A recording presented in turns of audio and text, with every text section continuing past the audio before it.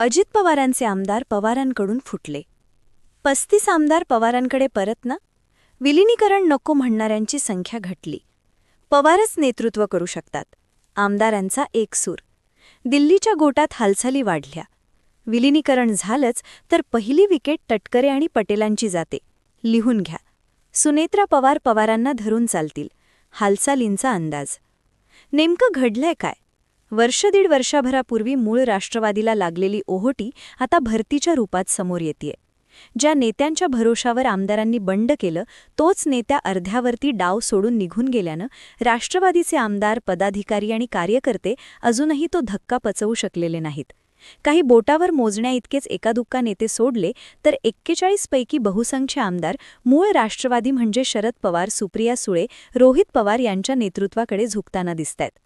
सुनेत्रा पवार, पार्थ पवार यांच्याकडे अजित पवारांची लिगसी असली तरी त्यांच्यासारख्या खंबीर नेतृत्वाचा अभाव आहे.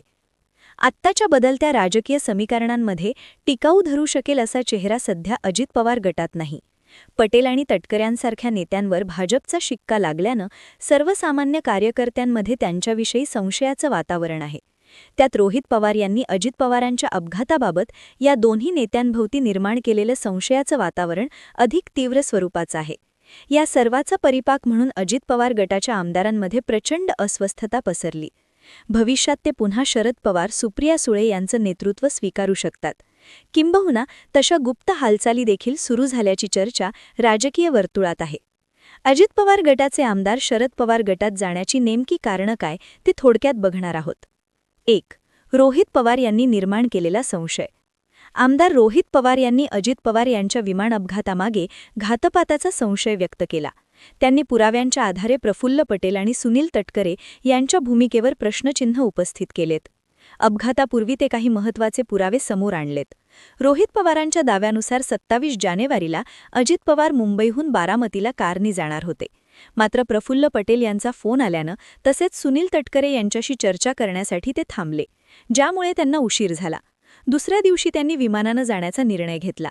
आता अजित पवार यांनी विमानानंच जावं असं ठरवून हा कार्यक्रम आखला होता की काय अशी शंका रोहित पवारांनी बोलून दाखवली.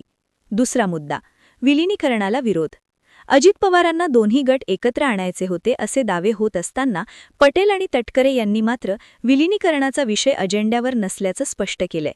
यामुळे हे नेते केवळ स्वतःचे राजकीय अस्तित्व टिकवण्यासाठी शरद पवारांशी जुळवून घेण्यास नकार देत आहे असा संदेश आमदारांमध्ये गेला. 3. भाजप गिळंकृत करेल ही भीती. अजित पवारांच्या निधनानंतर या गटातील आमदारांना भाजपमध्ये विलीन होण्याची किंवा भाजपच्या कंट्रोलखाली जाण्याची भीती आहे. नेतृत्वाचा अभाव आहे, भाजपचा दबाव या दुहेरी विवंचनेत सध्या अजित पवार गटाचे आमदार आहेत. अजित पवारांशिवाय या गटाला स्वतंत्र ओळख टिकवणे कठीण ठरणार आहे. परिणामी भाजप संपूर्ण पक्ष गिळंकृत करणार अशी भीती राजकीय विश्लेषकांनी व्यक्त केली आहे. 4. स्थानिक राजकारणातील अडचण. अनेक आमदारांना त्यांच्या मतदारसंघात भाजपशी संघर्ष करावा लागतोय. जर पक्ष भाजपमध्ये विलीन झाला किंवा भाजपचे बी टीम म्हणून राहिला तर त्यांची स्थानिक ताकद संपेल आणि विधानसभा निवडणुकीत त्यांना भाजपच्या चिन्हावर किंवा त्यांच्या अटींवर लढावं लागेल अशी भीती आमदारांमध्ये आहे. 5. अजित पवारांचे भाजपवरील टीकास्त्र. अपघातापूर्वी अजित पवारांनी पिंपरी चिंचवडमध्ये भाजपला भ्रष्ट राक्षस म्हणत लक्ष केलं होतं. त्यांच्या या भूमिकेनंतर तर आमदारांना असं वाटत होतं की दादा आता भाजपपासून अंतर राखणार. दुसरीकडे त्यांचीच शरद पवार गटाशी जवळीक वाढत होती. परंतु अशा संक्रमणाच्या काळातच त्यांच्या निधनानंतर उर्वरित नेते पुन्हा भाजपच्या जवळ जात असल्याने आमदार असुरक्षित झालेत. त्यामुळे पवारांकडे चला असा म्हणणारा एक गट तयार झालाय. दिल्लीच्या गोट्यात हालचाली वाढल्यात. 1 वर्ष तरी विलिनीकरण नको असं सुनेत्रा पवारांच्या बैठकीमध्ये ठरल्याचं सूत्रांकडून समजतंय. त्यामुळे आता हा विलिनीकरणाचा सूर किती काळ टिकून राहतोय हे पाहण्यासारखं असणार आहे. तुम्हाला काय वाटतंय?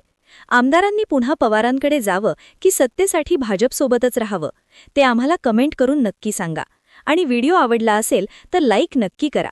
आणि असेच व्हिडिओ बघण्यासाठी आपल्या ठळक बातम्या या यूट्यूब चॅनलला सबस्क्राईब नक्की करा. धन्यवाद.